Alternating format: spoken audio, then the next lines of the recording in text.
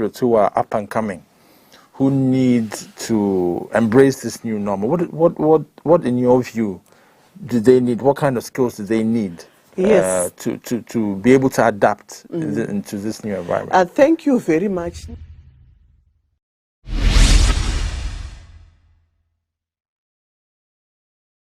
The Association of African Universities, AAU, Africa's apex higher education organization, invites stakeholders to its 15th quadrennial General Conference from 5th to the 8th of July 2021.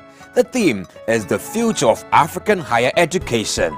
The conference will be held virtually and hosted by the government of Ghana under 6 sub-themes as follows. Sub-theme 1, the future of African higher education post-COVID-19. Sub-theme 2, contributions of African higher education institutions to addressing the challenges linked to the COVID-19 pandemic.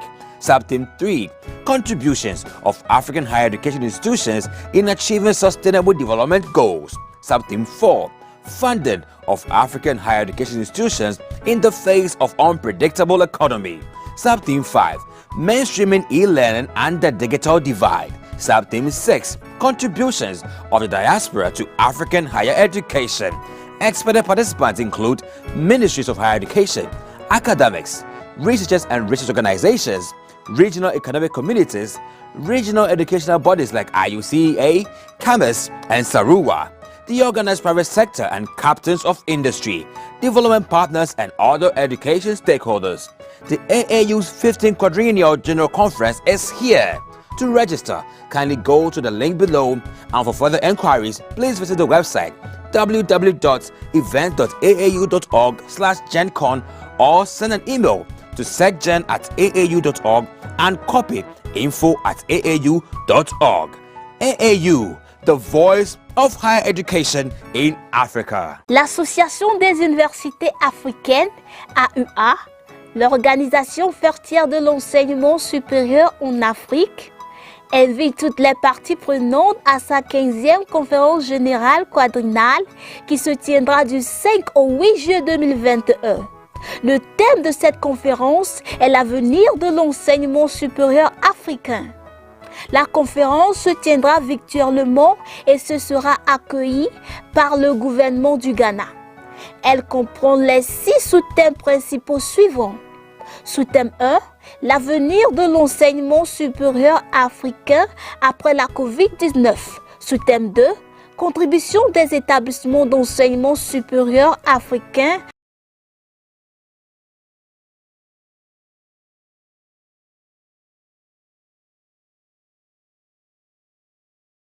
pour le relevé des défis liés à la pandémie COVID-19. Sous-thème 3, contribution des établissements d'enseignement supérieur africains à la réalisation des objectifs de développement durable. Sous-thème 4, financement des établissements d'enseignement supérieur africains face à une économie imprévisible. Sous-thème 5, intégration de l'apprentissage en ligne et de la fracture numérique. Sous-thème 6, contribution de la diaspora à l'enseignement supérieur africain. Les participants attendus comprenant entre autres les ministères de l'enseignement supérieur, des universitaires, les chercheurs et organismes de recherche en Afrique et au-delà, les organismes éducatifs régionaux comme la IUCEA, la CAMES, la Sarua, le secteur privé organisé et les chefs d'industrie, les partenaires de développement, agences et organisations internationales et d'autres acteurs de l'éducation. La 15e conférence générale quadriennale de l'AUA est là. Pour vous inscrire et participer, veuillez visiter la tinyurl.com/AAUGC 2021 et pour plus d'informations sur la conférence, veuillez visiter le site web event.aau.org/GenCon ou envoyer un courriel à secgen@aau.org et copier info@aau.org. L'AUA, la voie de l'enseignement supérieur en Afrique.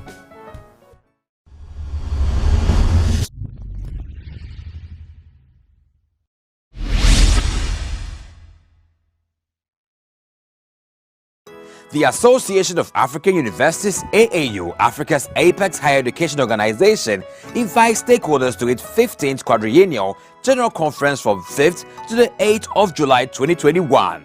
The theme is the future of African higher education. The conference will be held virtually and hosted by the government of Ghana under 6 sub-themes as follows. Sub-theme 1, the future of African higher education post-COVID-19. Sub-theme 2, contributions of African higher education institutions to addressing the challenges linked to the COVID-19 pandemic.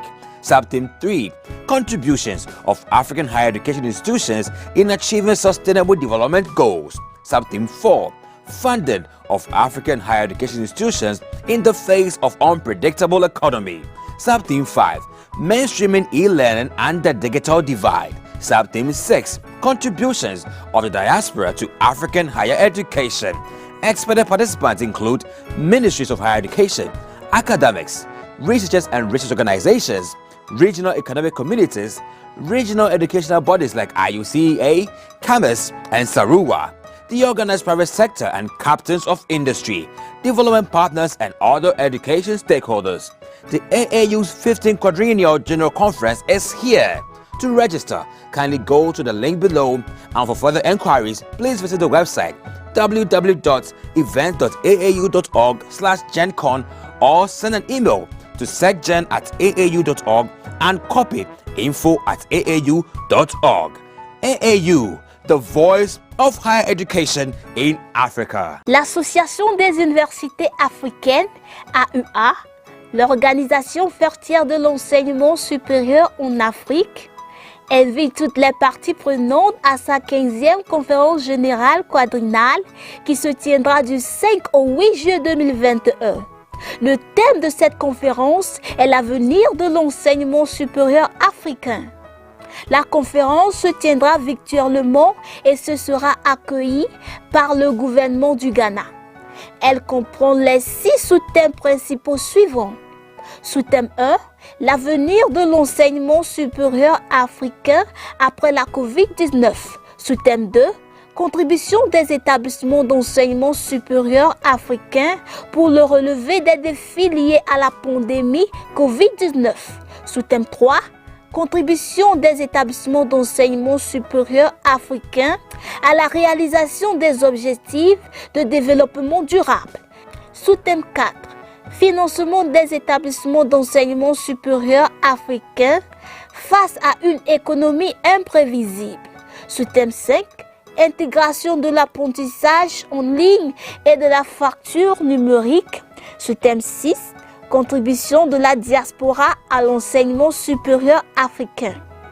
Les participants attendus comprenant entre autres les ministères de l'enseignement supérieur, des universitaires, les chercheurs et organismes de recherche en Afrique et au-delà, les organismes éducatifs régionaux comme la IUCEA, la CAMES, la Sarua, le secteur privé organisé et les chefs d'industrie, les partenaires de développement, agences et organisations internationales et d'autres acteurs de l'éducation.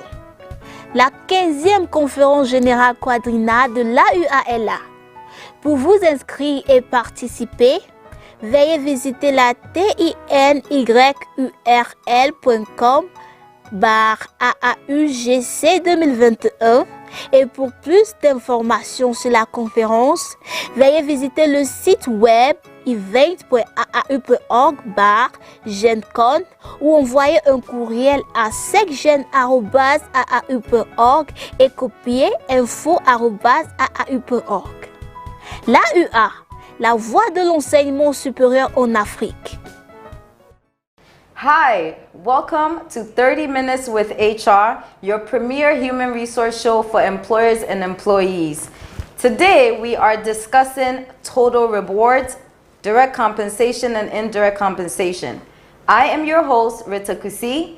30 Minutes with HR is a partnership program between KUSI Consulting and the Association of African Universities. Today, I am joined by Mr. Gideon Asare, who is the Managing Director of Untitled Travels. Hello.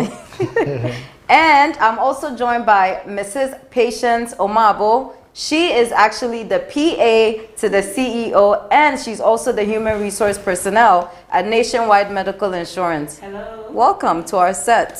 Thank you. When we come back, we are going straight into today's topic, so we'll be right back.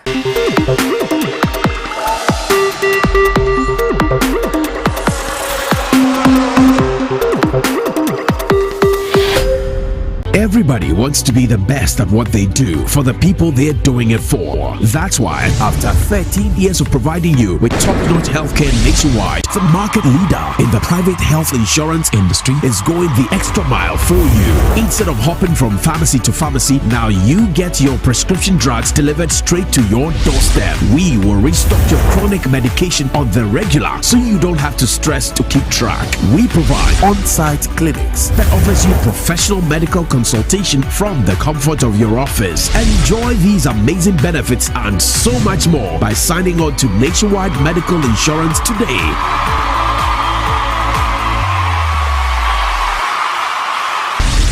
Call us on 0800-222-222 or email us at info@nationwidemh.com. Nationwide, we go the extra mile so you don't have to. Join the healthcare family. So welcome back, and thank you for joining us for today's episode. Today we are discussing total rewards, direct and indirect compensation.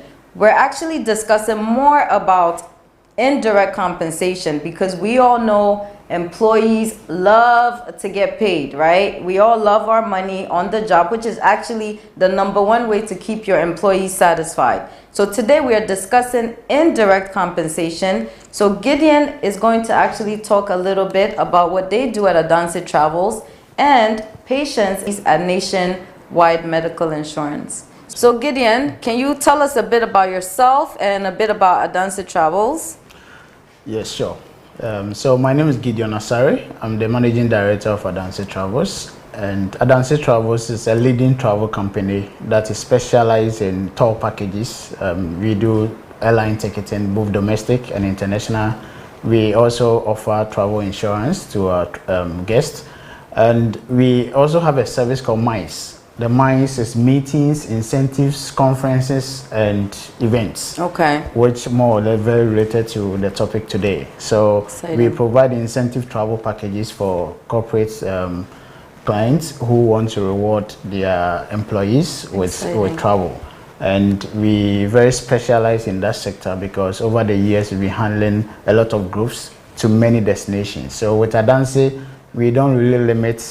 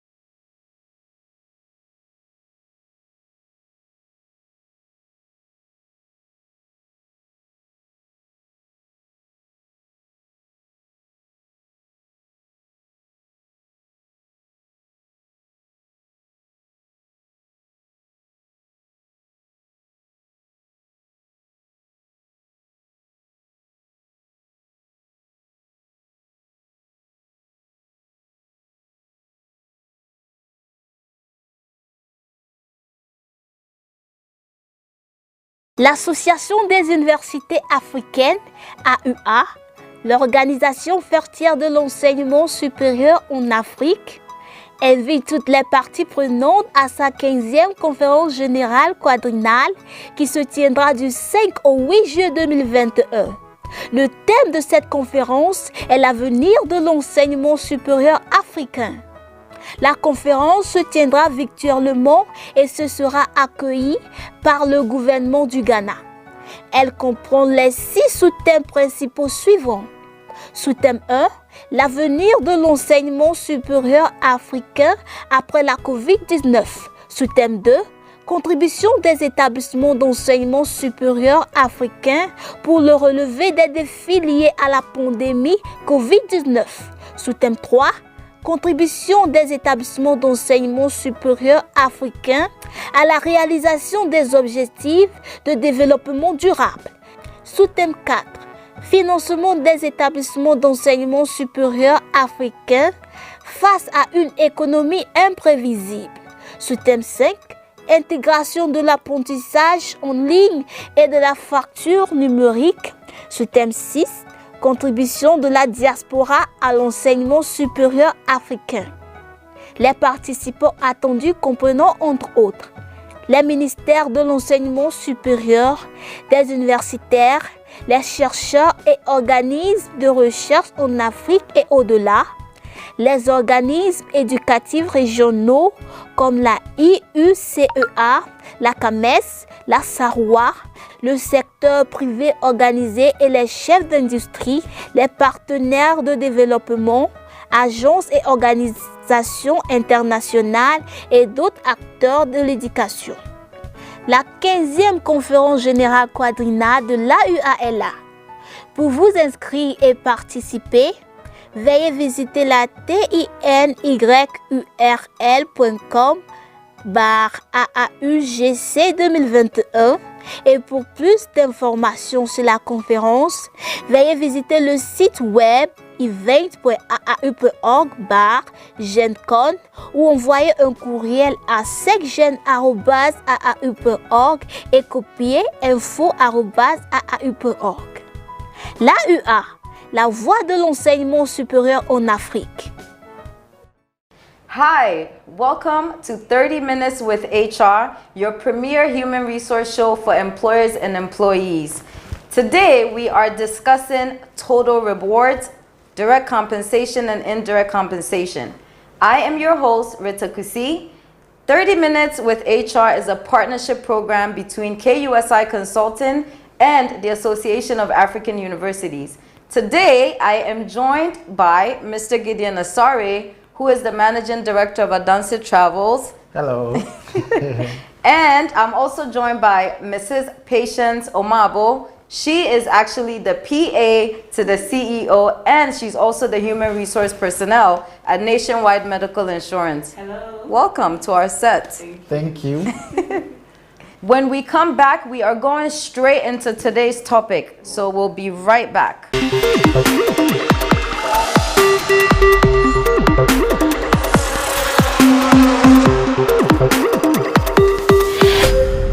Everybody wants to be the best at what they do for the people they're doing it for. That's why, after 13 years of providing you with top-notch healthcare nationwide, the market leader in the private health insurance industry is going the extra mile for you. Instead of hopping from pharmacy to pharmacy, now you get your prescription drugs delivered straight to your doorstep. We will restock your chronic medication on the regular, so you don't have to stress to keep track. We provide on-site clinics that offers you professional medical consultation from the comfort of your office. Enjoy these amazing benefits and so much more by signing on to Nationwide Medical Insurance today.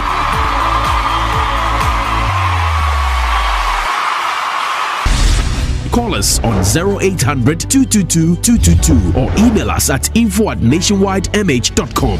Nationwide, we go the extra mile so you don't have to. Join the healthcare family. So welcome back, and thank you for joining us for today's episode. Today we are discussing total rewards, direct and indirect compensation. We're actually discussing more about indirect compensation, because we all know employees love to get paid, right? We all love our money on the job, which is actually the #1 way to keep your employees satisfied. So today we are discussing indirect compensation. So Gideon is going to actually talk a little bit about what they do at Adanse Travels, and Patience is going to tell us a bit about the indirect compensation that they offer employers and employees at Nationwide Medical Insurance. So Gideon, can you tell us a bit about yourself and a bit about Adanse Travels? Yes, sure. So my name is Gideon Asari. I'm the managing director of Adanse Travels. And Adanse Travels is a leading travel company that is specialized in tour packages. We do airline ticketing, both domestic and international. We also offer travel insurance to our guests. And we also have a service called MICE. The MICE is meetings, incentives, conferences, and events. Okay. Which more or less very related to the topic today. So Exciting. we provide incentive travel packages for corporate clients who want to reward their employees with travel. And we very specialize in that sector because over the years we've been handling a lot of groups to many destinations. So with Adanse, we don't really limit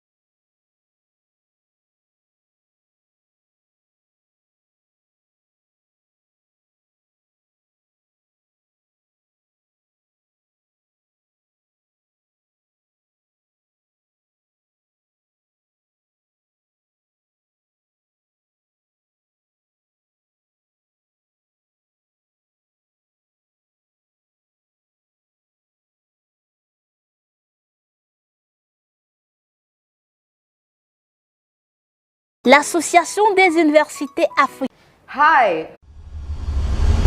Hi, welcome to 30 Minutes with HR, your premier human resource show for employers and employees.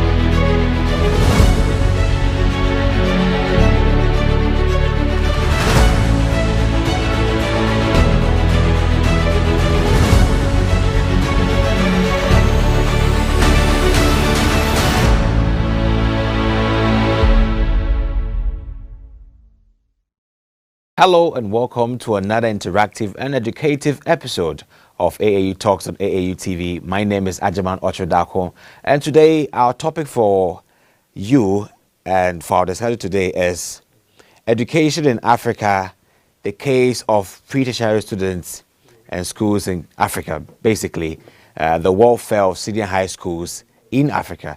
We believe that point in time is a deciding moment where students will either rise to universities or other technical universities to gain more skills for the workforce. And if things are not done so well over there, how would that affect their future and their excellence in life?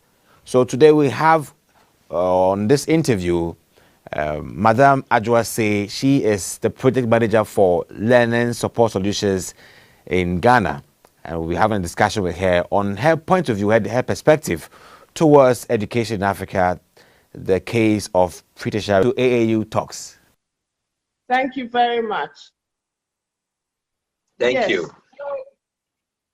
And please go on.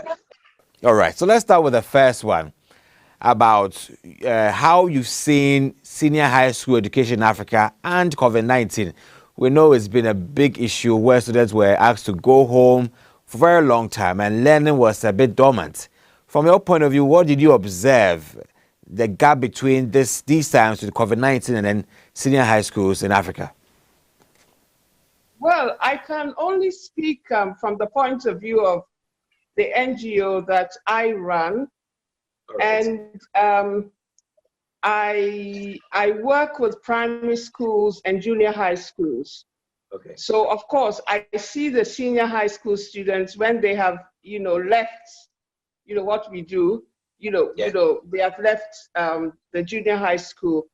And basically what we do is we try and train them as much as possible in learning how to use ICT for what they do.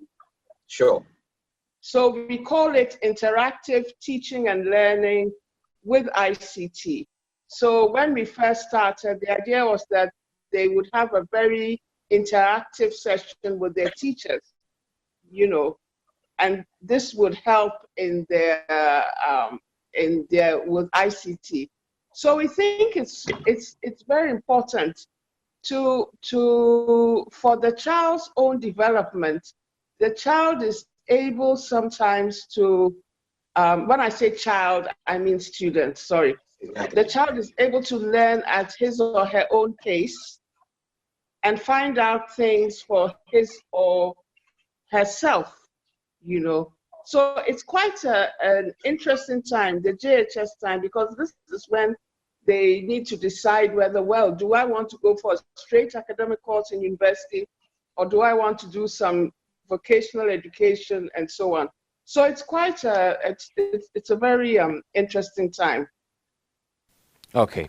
Considering your NGO Learning Support Solutions and the role you play there, can you give us the background? What is Learning Support Solutions and how did it come about? Well, I used to work for ISA, Institute of Statistical Social Economic Research. I also worked in the Council for Scientific and Industrial Research and an organization called the Technology Transfer Center. So there we worked with industry more, and we could see how the lack of knowledge of technology, bothered the industrialists. They wanted to use more technology, but they didn't know about it, and so on. And then I worked for UNICEF, and when I'm working in UNICEF, I was the Assistant Project Officer for Education. Okay. So I saw a lot of schools again. And then I worked for the UN System Staff College. This was in Italy. And there we saw, it was more in other UN staff on some of Kofi Annan's, new thoughts about training in the UN. So training is very important. But for our particular case in the schools, we think it is a faster way of learning because we try and focus on the pupil and the teacher being in interactive roles, rather than the teacher standing over the student and saying, repeat after me, repeat after me. So by the time they get to SHS, as you were saying, yes, it's a good time for them to know basically what they want to do, whether they want to go into science, whether they want to go into arts, and whether they want to go into university, because there are lots of vocational institutes which are very, very well run now. So, I come across quite a few students that I worked with in primary school who are now in vocational institutions, and they prefer them. And so it's an interesting time, as you say, in SHS. It's a sort of pivotal time when they would choose what exactly it is they want to do. And I think for I beg your pardon. Yes, I was pointing the issue of performance of these students in the senior high schools in times like these. You have been able to make technology a commonplace for the students that you work with, you have at the Learning Support Solutions Center. But we're looking at how technology and the use of computer laptops are that common in our senior high schools, unlike the universities that we have every student for a laptop for your assignments and then online calls in these times. But how can we say it's in the case of senior high school students? Why don't we, what is your view in terms of infusing that much technology, the use of laptops and other gadgets in making learning as usual, learning move on as usual, unlike the universities? Well, I think we have to be inventive. I see nothing wrong in using second-hand computers. And currently, the junior high schools we work with, 2 of the 3 junior high schools we work with, we have desktops. I personally prefer desktops for schools, not for any other reason that it's difficult to carry a desktop away. When there are laptops, it's like, oh, let me just take this home to check on something. When it's a desktop, you can't take it home. We learned through the hard way that it's good to get desktops. And when they are second-hand, they are not so expensive. A friend of mine who lives in Europe, he's always saying, Ajwa, go and wrestle go and talk to the embassies and tell them to, and talk to Ghanaians in these countries and say to them, send laptops to the embassies and work with the Ministry of Foreign Affairs to force them to somehow send, desktops back home because they are needed,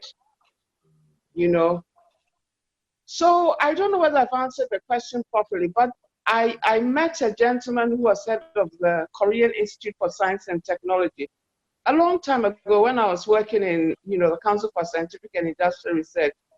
And he told me, Madam, keep trying to provide things for your country. When I started, all my Korean, colleagues said, oh, this is much hard work? Why are we always working for people we don't know and everything? And look where Korea is now.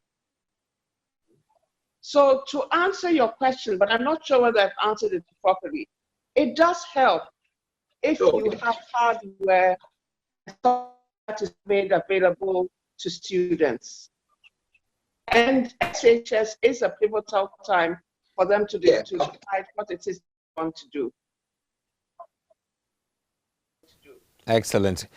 This issue about competence-based curricula, we have complaints that some of the curricula we have in our senior high schools are still the antique type, which are not really bringing out the competence. We don't see any interaction in them. It's more of like the people type. We just read after me type, not the one that we interact with. We don't have fun with what we learn. It's more of like just go get a book, read, and then move on. But do you think there's a need in the way to augment performance of students in senior high schools?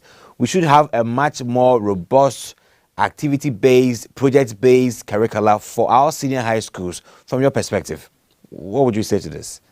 I think, well, you see, as I said, I'm not that experienced with senior high school. I have seen some of the curricula, but I think a lot of it depends on, as you say, the books they use. And I can see it at the primary school level and the junior school level.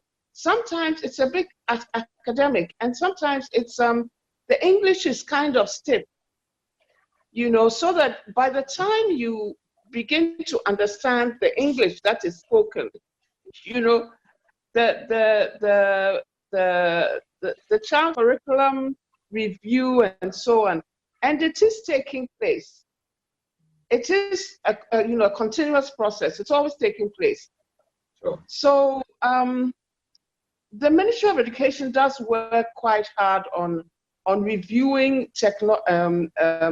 curricula and seeing if it has been useful for the students. When I say students, I mean even class ones, you know, pupils. Yeah. The students, you know. So it is, I don't work with SHS, as I think I've said too often, but sure. It is a review that comes up regularly with the Ministry of Education. But I suppose it's especially who they want to do, whether they want to go to university or whether they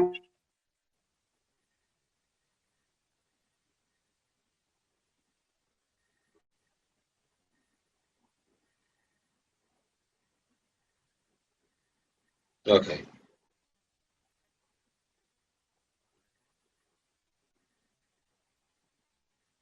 Because he was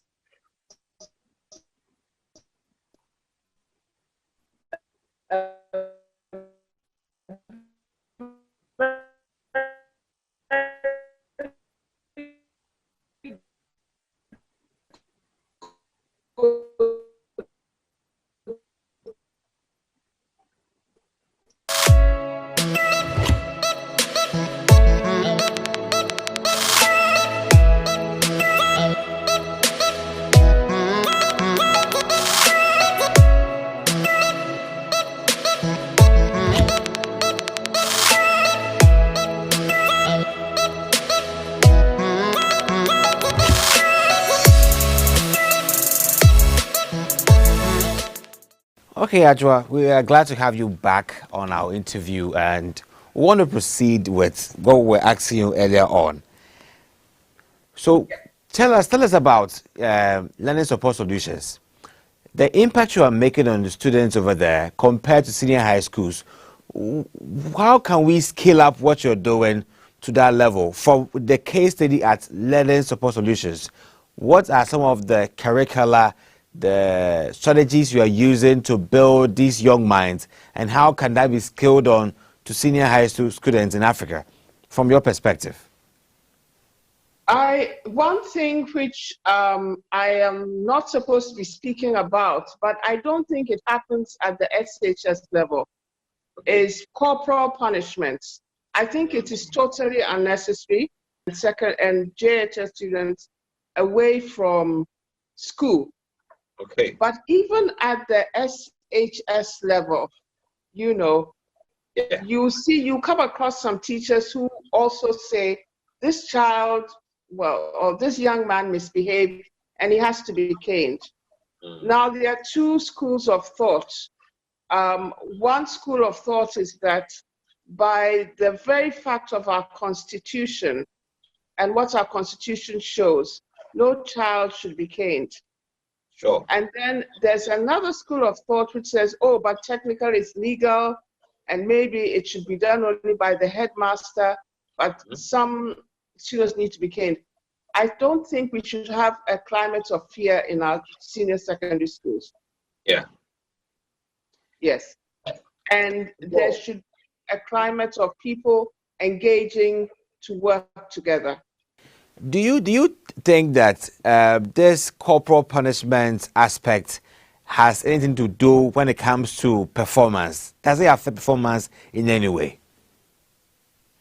I don't understand. In senior high schools, or does it actually distract or, let's say, reduce performance? Because from your point of view, you eschew corporal punishment and you think that it builds the confidence of students to actually draw closer to their teachers, tutors, and also give them that confidence to explore themselves more. However, you were saying that if we eliminate... Sorry. Sure. So from your point of view, eschewing corporal punishment has a role to play in building on the confidence of students to explore more. On the other hand, if we still continue with that, it actually subdues the confidence of these students and actually takes them away from the people they can be acquiring knowledge from. And I'm asking if the punishment, it being there or not, has any role to play in terms of building the students' performance, increasing their performance and making them much more excellent on one way or the other. Well, I think it does. I think everybody behaves, when they're more relaxed, you know, they behave better. But sometimes the corporal punishment is carried out of the classroom because of something that, you know, the student is perceived to have been done. Yes. And it's very strange. I knew this gentleman. He's no longer alive, but he was one of our first engineers, and he was excellent at what he did. And he said, oh, I don't see what's wrong with the corporal punishment. When I was a child and I couldn't remember my times table, knowing that the cane was there helped me improve my mind, you know. And so he said, I never thought that it was a problem. But not everybody has, you know, a very sharp mind, a very skilled. So I think it doesn't do well for cooperation. It's difficult to cooperate with children if they are feeling humiliated. Yeah. Or if they are feeling resentful. Okay. Yes, that's what I think. I know some people won't agree with me, but that's what I think. Sure, and we want your perspective. So regarding this case then, if we're trying to take technology to senior high schools to augment their performance, because COVID-19 taught the world a lesson when these students were sent home, some people were not able to learn because they don't have the gadgets to do so. And we're not used to using these gadgets to learn on campus. So when one person has the homework or the assignment, we'll have to share with everybody through some very unconventional means. How do you think technology can be, how do you think in this case we can provide these machines and make it a working policy, like how universities do so? You complain about laptops getting missing, but rather we should use desktops. How can we administer that in this case? Because COVID-19 means we should be far from each other, with some distance, and then have learning going on. We will need devices which are mobile and not stationary. So how can this happen in this case if we don't have laptops available on these campuses, but rather we have desktop computers, from your point of view? Yes. Oh, no, I mean, the desktop was just to show that, you know, if you're desperate and, you know, you can't afford laptops, then go for desktops. I mean, that's what I was trying to say. Okay. But you know, where there is a will, there's a way. One of the schools I work with, it's sort of between Nima and Mamobi. And it's they're very low income people. But the teachers, when the lockdown happened, the teachers immediately started working with the JHS students. They say, you have to submit assignments. What happened? A few parents had smartphones, online, and choose a subject. And this subject, the topic was sent to the parent who had a smartphone, a small smartphone, but still a smartphone.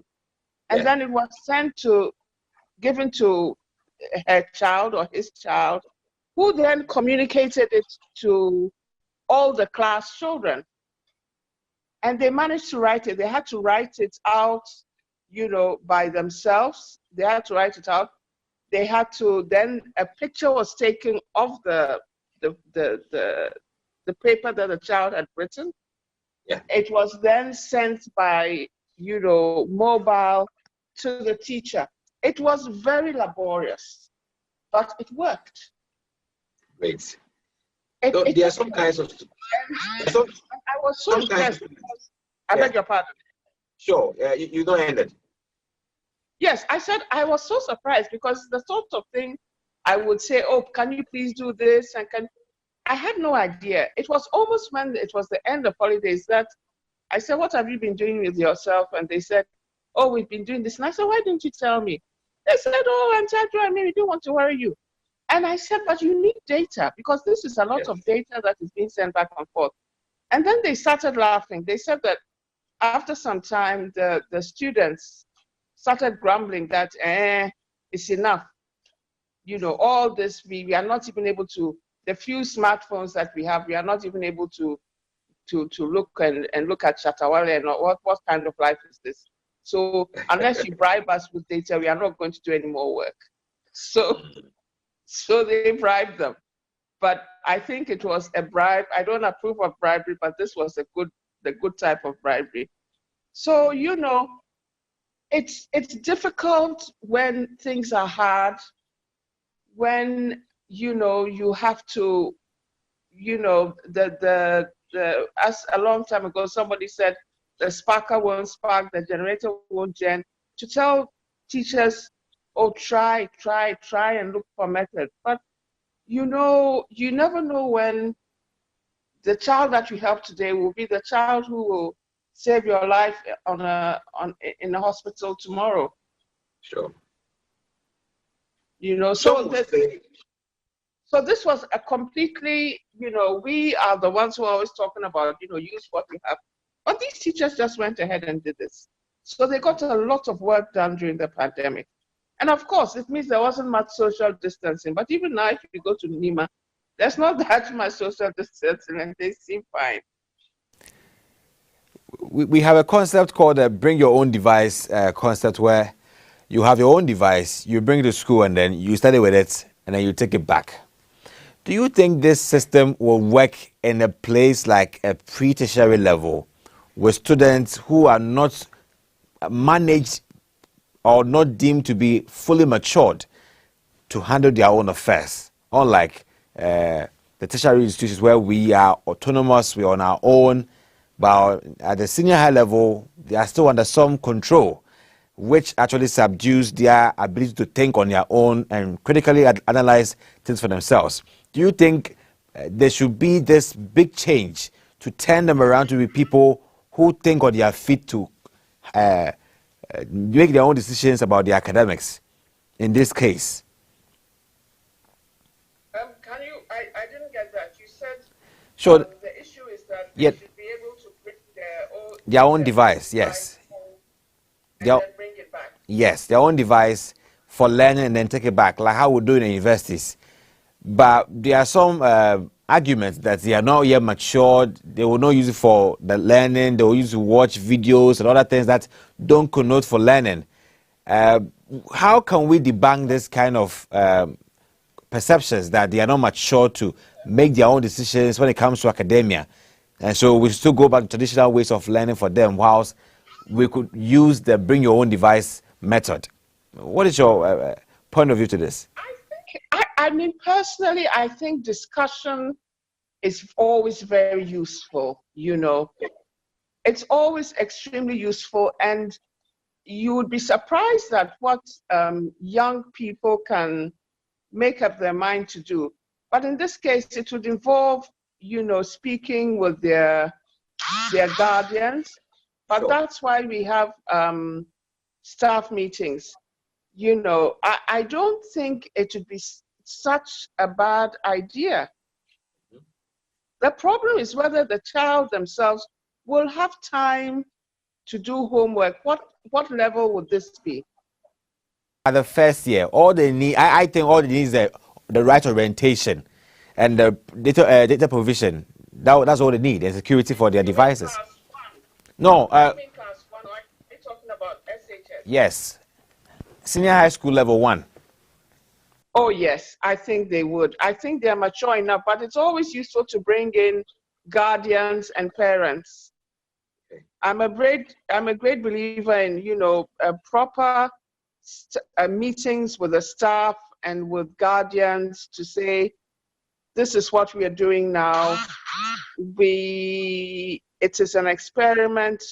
We count on you to make sure that, or to ensure that, you know, this is being used for the right things, and that the child will bring it back. I don't like using the word child, but you know, I just trying to distinguish between the carer and the students. Exactly. You know, discussions are always very, very useful. If you just make a law and say this should happen, I mean, it sounds good, but when you back it with discussions, when you back it with notes which are written down, I think it's useful. True. I would say it would be useful. That is great. The problem with some children is that they don't have time, you know, especially if they come from very poor communities, in urban areas, poor communities, you know, where they are supposed to sell things. And, you know, so it's an issue of time. But all these things are things which can be put on the table for discussion. You know, things can be discussed. For instance, in rural areas, you know, sometimes communities have problems because they have to do planting, or they have to do harvesting at a particular time. And the teacher will say, no, this is the time you should be in school. But in the Ghana Education Service, it is quite acceptable for a community to say, this is not the right time for us to let all our children go, and nobody's going to be helping us to harvest. So we want to postpone it. You know, discussion is very, very useful when it comes to education. Sure. Yes. Thank you very much. A similar, you know, issue. Exactly. I want us to wrap up based on the experience you have at Learning Support Solutions.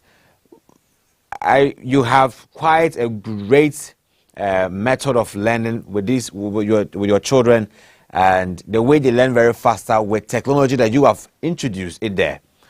If you were to suggest something new that could encircle the entire senior high sector, let's say in the whole of Africa, that what should be the new kind of learning in Africa when it comes to the pre-tertiary level? What would you want us, government, policymakers, to start preparing to institute into the learning curricula or learning mode when it comes to pre-tertiary level to boost performance? Because right from there, they are going to universities. What do they need in terms of your perspectives? What should we institute into these levels for them to be very, very functional when it comes to the tertiary levels and also for the job field? If you were to advise. I would promote discussion at the classroom level. Okay. Instead of what we call, you know, chalk and talk. where you take a chalk and you write on the blackboard and the child has to repeat. We sometimes ask students, what makes it difficult for you to come to school? And well, the number one thing that they said was caning. We asked 2 separate schools. They just said, sometimes you get up in the morning and you say, I'm not going to school because something will happen. The teacher will be a bad with the friend. But another thing that they liked was they didn't like being bored.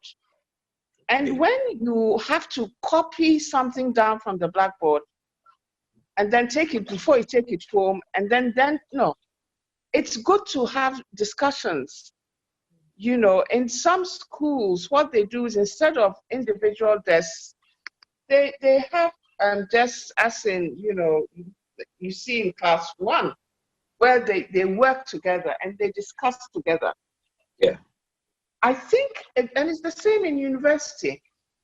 I think sometimes you just assume that, oh, class 3, 4, grade 4, you know, if you let them, they'll just talk and talk and talk and talk. They won't discuss. But I think teaching the child, or, you know, exposing the child to a situation where they actually discuss with somebody else next to them, and then somebody reports on their behalf, is also very useful. When we do brainstorming, we call it brainstorming.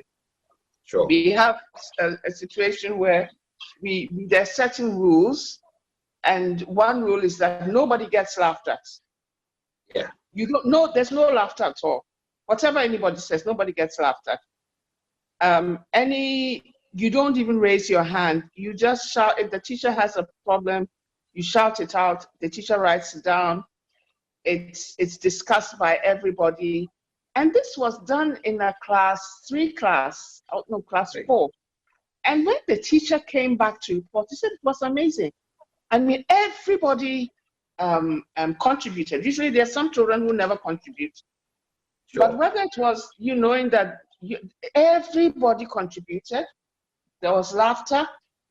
And she said that, and we finished the lesson much faster than we usually do. We finished it really less faster. I mean, less faster than we usually do. So discussions are useful. You know, children may not be used, or students may not be used to having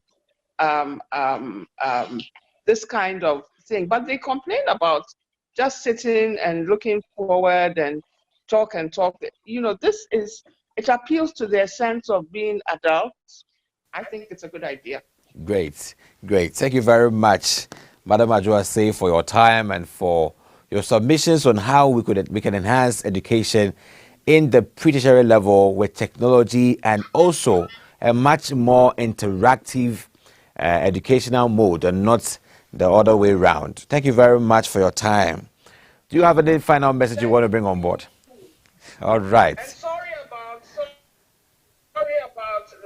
like exactly. Yeah, we are glad you made it back to the show. Okay. Sure. Thank you. So thank you very much for watching the show on AU Talks and we had Madam Adjoase. She is the project manager for the Learning Support Solutions Center in Ghana, a great institution that is really roping in technology to help promote education and enhance technical education when it comes to technology learning and all that. And it's good having her on the show to discuss how we can also rope in technology and other educational methods to help build our pre-tertiary levels in Africa and also Ghana as well. Thank you very much for watching. You're bringing your comments and also how you can also contribute to the discussion, how we could also use technology to improve education in Africa with regards to the pre-tertiary levels in Africa. My name is Ajamal Chudakon and I was your host on AU Talks. Tune in for more programs on AU Talks on AU TV. Have a nice day and bye.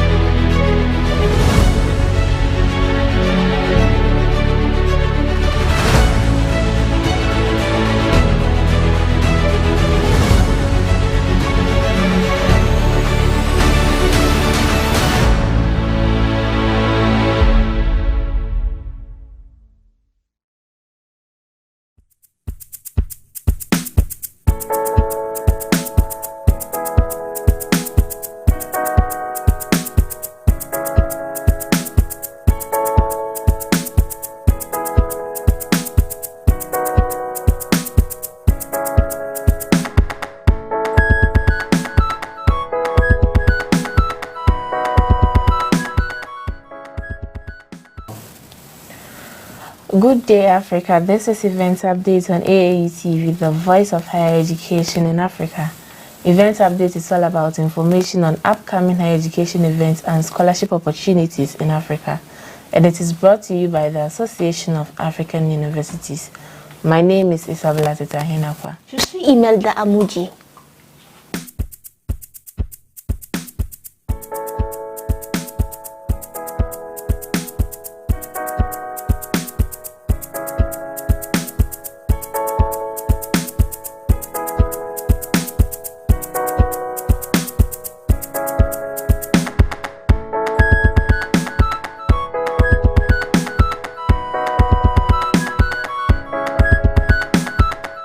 The Association of African Universities, AAU, is pleased to invite you to its 15th General Virtual Conference hosted by the Government of Ghana under the theme, The Future of African Higher Education, which is scheduled from 5th to 8th July 2021.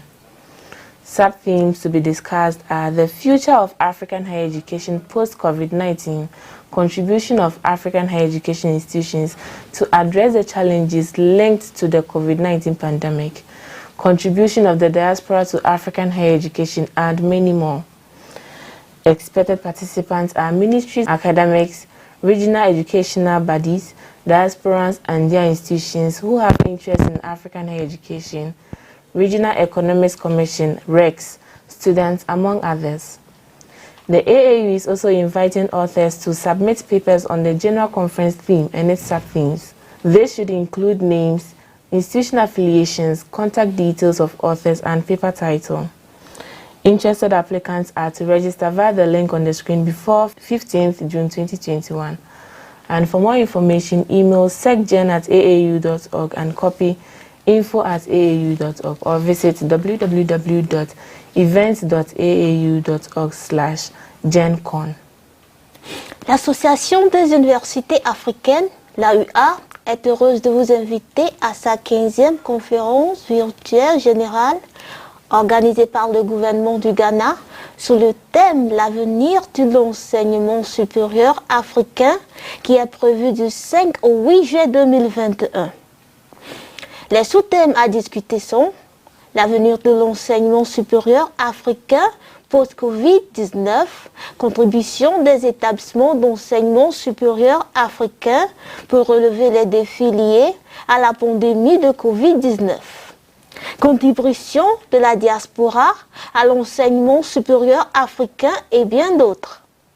Les participants attendus sont les ministères de l'enseignement supérieur, les chercheurs et les organismes de l'enseignement, recherche en Afrique et au-delà, les universitaires, les organismes éducatifs régionaux, les diasporans et leurs établissements qui s'intéressent à l'enseignement supérieur africain, les commissions d'économie régionale, la CER, les étudiants entre autres. L'AUA invite également les auteurs à soumettre les articles sur le thème de la conférence générale et les sous-thèmes.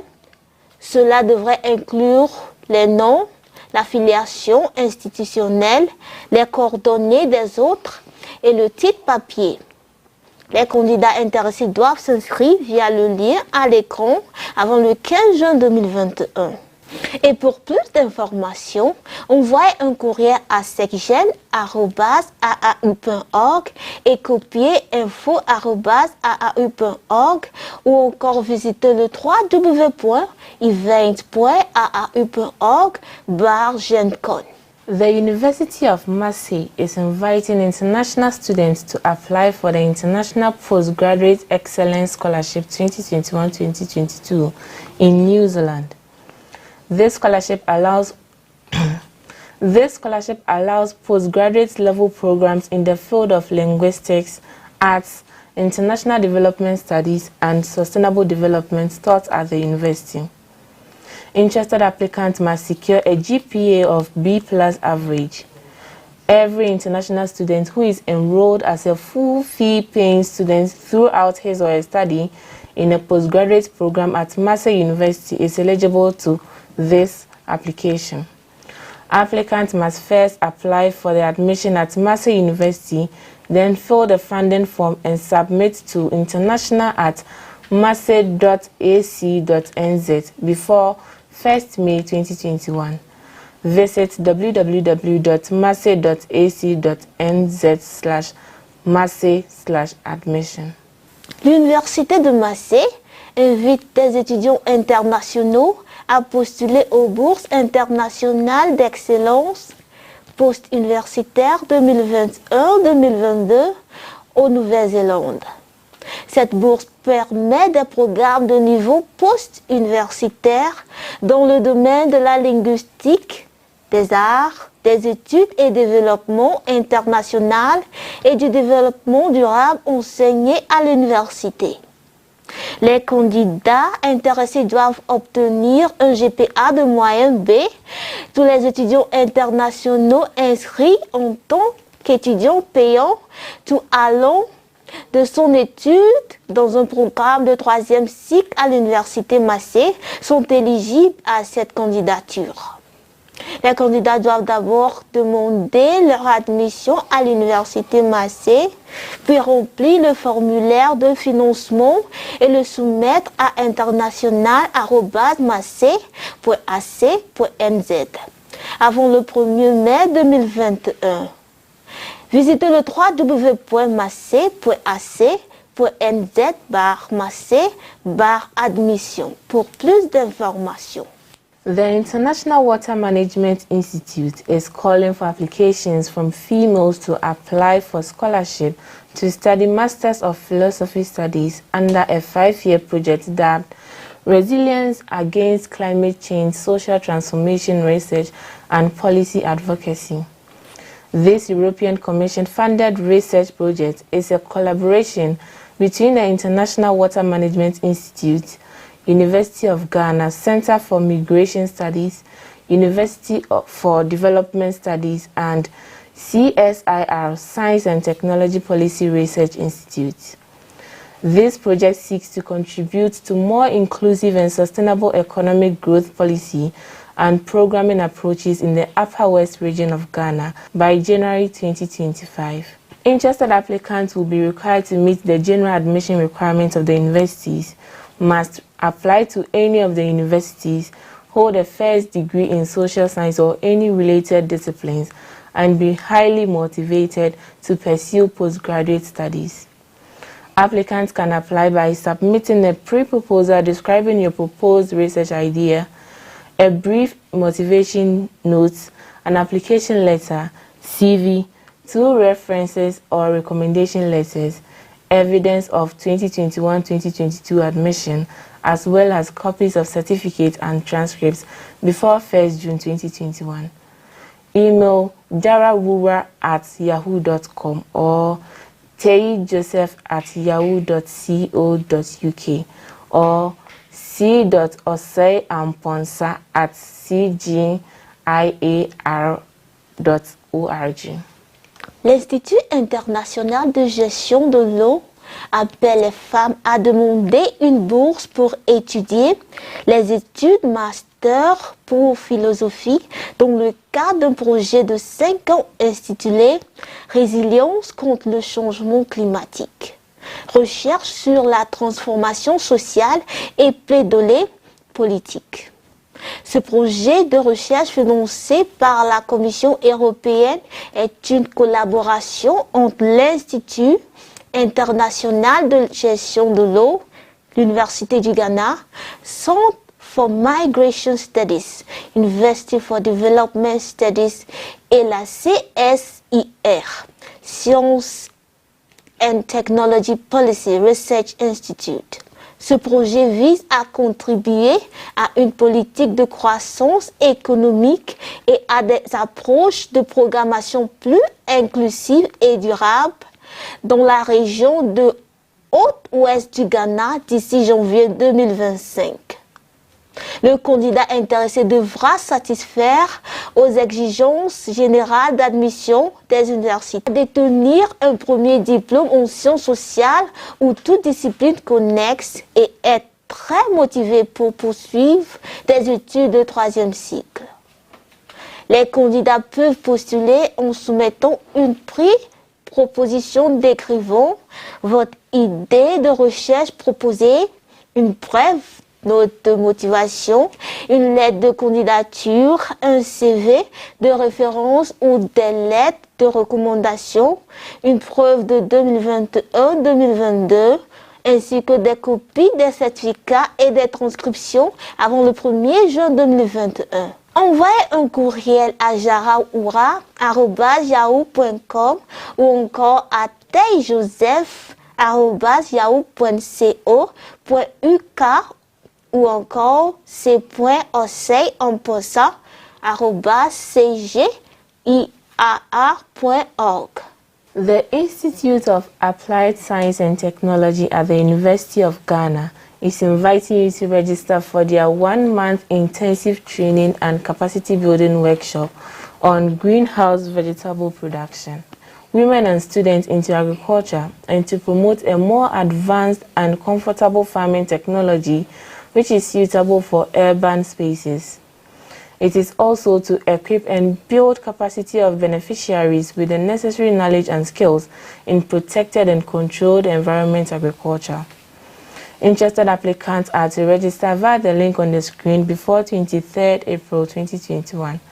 For more information, contact +233 541 035 469 or +233 244 046 850 or email iast@eugene.edu.gh.